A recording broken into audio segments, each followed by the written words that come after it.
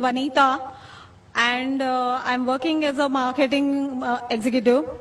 मुझे से पूछना था कि मैंने सुना है one of my Muslim friends से कि आफ्टर डेथ सारे मुस्लिम्स जो है वो हेवन में जाते हैं and whoever is non-Muslim will go to hell.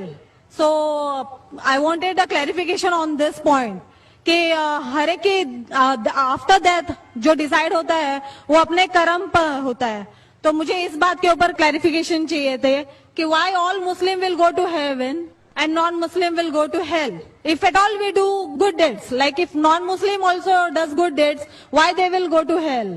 बहन ने अच्छा सवाल पूछा है कि उनकी एक सहेली ने कहा कि मुसलमान आखिरत में जन्नत में जाएंगे, गैर मुस्लिम दोजख में जाएंगे.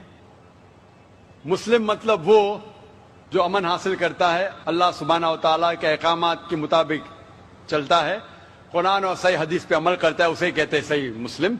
ये बिल्कुल सही है कि जो अमली तौर पे सही मुसलमान है वो इंशाअल्लाह जन्नत में जाएगा. लेकिन आपका सवाल था कि जो गैर मुस्लिम अच्छे अमाल करते हैं वो क्यों नहीं जन्नत में जाएंगे. बहन, जन्नत में जाने के लिए 4 शराइत है.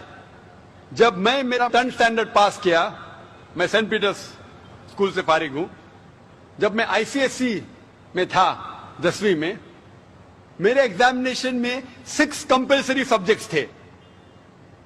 English, mathematics, science, geography, history, Hindi, 6 subjects compulsory. 6 subjects में पास होना कंपल्सरी है. इसी तरीके से इंसान को जन्नत में जाने के लिए 4 शराइत है. ये लिखा है सूरह अल असर में, सूरा नंबर 103 आयत नंबर 1, 2, 3, जिसमें अल्लाह ताला फरमाते वल अस्र इन्नल इंसान लफी खुस्र इल्ला लज़ीना आमनू व अमिलु सॉलिहाति व तवासौ बिल हक़ व तवासौ बिस सब्र. अल्लाह सुब्हाना व तआला कसम खा रहे हैं वक्त की, असर की. बेशक इंसान खसारे में है. सिर्फ वो लोग जो 4 चीज में सफलता पाते हैं वो लोग खसारे में नहीं हैं. और ये 4 चीजें ईमान, अमल सॉलिहात, वतवासौ बिल हक, वतवासौ बिस सब्र. जिस तरीके से मुझे 10th स्टैंडर्ड पास करने के लिए 6 सब्जेक्ट्स में पास होना कंपलसरी है. मिसाल के तौर पे अगर मुझे mathematics, English, history, geography, science में 99% मार्क्स मिलते हैं, 99%, और हिंदी में सिर्फ मुझे 10% मिलते हैं, एंड पासिंग मार्क्स इज 40%. पास होने के लिए 40 मार्क्स की जरूरत है. अगर एक सब्जेक्ट में, हिंदी में, मुझे 10% मार्क्स मिलते हैं और बाकी 5 सब्जेक्ट में 99% मार्क्स मिलते हैं, क्या मैं 10th स्टैंडर्ड पास करूंगा कि नहीं? बहन, मैं आपसे पूछना चाहता हूं, क्या मैं 10th स्टैंडर्ड में सफलता पाऊंगा कि नहीं? एक सब्जेक्ट में 10%, बाकी 5 सब्जेक्ट्स में 99%. क्या मैं 10th स्टैंडर्ड पास करूंगा कि नहीं? नहीं. क्यों? क्योंकि मुझे हिंदी में 10% मार्क्स मिले, भले 99 मिले, बाकी 5 सब्जेक्ट हिंदी में 10 फेल.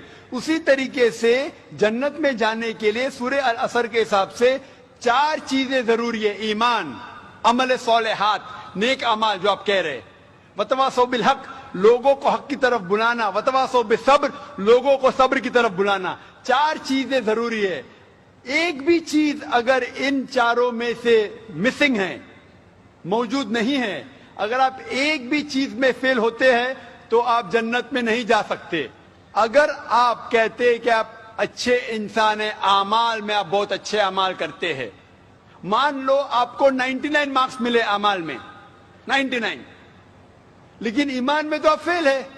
आप ये नहीं मानते कि अल्लाह एक और मोहम्मद सल्लल्लाहु अलैहि वसल्लम आखिरी पैगंबर है, जो सारी मजहबी किताब में लिखा है, तो आप ईमान में फेल है. आप कितने भी नेक काम करो, 99% मिले, 100% मिले, बाकी 3 हिस्से में ईमान में लेकिन फेल हुए, तो आप जन्नत में नहीं जाएंगे. इसी तरीके से अगर कोई इंसान नाम का मुसलमान है, नाम का मुसलमान है, अच्छे अमाल नहीं करता है, नेक अमाल नहीं करता है, वतवासौ बिल हक, दावत नहीं देता है, लोग को हक के राह पे नहीं बुलाता है, या लोग को सबर की तरफ नहीं बुलाता है, सिर्फ नाम का मुसलमान है, मोहम्मद, सुल्तान, जाकिर, अब्दुल्ला, तो वो जन्नत में नहीं जाएगा.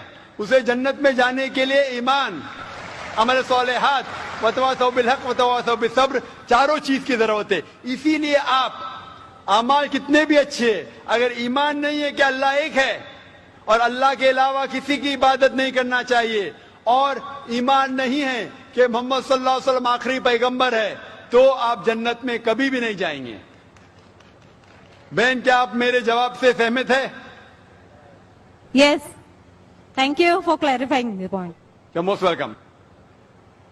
माइक नंबर 2 में अगर कोई गैर मुस्लिम भाई लाइन में हो, माइक नंबर 2 में, तो सवाल कर सकते हैं। नमस्ते सर, मेरा नाम विक्की सोनवणे है। I am a student of computer engineering. मेरा सवाल ये था कि इतने सालों से जो हमारे रिलीजियस बुक्स आए हमारे पास और हम लोग स्टडी नहीं कर पा रहे, जो आज आपने प्रोग्राम लिया, जो वेद गीता में से बताए हमें, आज मैंने अभी पढ़ना शुरू किया है, मगर इतने सालों से कोई पढ़ रहा क्यों नहीं है? आप इसके ऊपर क्या कहना चाहेंगे? भाई ने अच्छा सवाल किया है कि हम गैर मुस्लिम अपनी मजहबी किताब पढ़ते ही नहीं। मेरी तकरीर सुनने के बाद भाई साहब ने शुरू किया पढ़ना। तो क्यों नहीं पढ़ते? क्योंकि अक्सर दिगर मजाहिब के धर्म गुरु वो नहीं चाहते कि उनके मजहब के मानने वाले अपनी मजहबी किताब पढ़े। क्यों? क्योंकि अगर आप मजहबी किताब पढ़ेंगे तो ये दिगर मजाहिब के धर्म गुरुओं की दुकान कैसे चलेंगी? आप समझे? तो इसीलिए जो कुरान में लिखा है, सबसे बेहतरीन जिस तरीके से गैर मुसलमान से कोई मुस्लिम बात कर सकता है, वो सूरह इमरान सूरह नंबर 3 आयत नंबर 64, तालौ इला कलमतिन सवाइम बैना बैनकुम, आओ हम उस बात की तरफ जो आप और हम में यकसा है। इसीलिए मैं जब तकरीर करता हूं यकसानियत के बारे में करता हूं। मैं इख्तिलाफी तकरीर भी कर सकता हूं, लेकिन उससे कोई फायदा नहीं। मैं चाहता हूं कि आप हक की तरफ आए, और इंशाअल्लाह मेरी अगली तकरीर जो अगले शनिचर है वो है कि खुदा का तसव्वुर मुख्तलिफ मज़ाहिब में, concept of God in the major world religions. लोग धर्म गुरु ये नहीं चाहते कि उनके धर्म के मानने वाले अपने धर्म की किताब पढ़े। इसीलिए मैं कहता हूं कि हिंदू लोग जो हिंदू है, मैंने लास्ट टाइम कहा था आजाद मैदान में जब लेक्चर हुआ था 2001 में, तकरीबन 7 साल पहले, मैंने कहा था गवर्नमेंट से कि गवर्नमेंट संस्कृत पे तवज्जो देना चाहिए। हिंदुओं को कहना चाहिए संस्कृत पढ़ो, अपनी मजहबी किताब पढ़ो, तो आप खुदा के और करीब आएंगे, खुदा के करीब और आएंगे, आप और हम में और भाईचारा बढ़ेगा। Hope this answer the question brother. Thank you sir.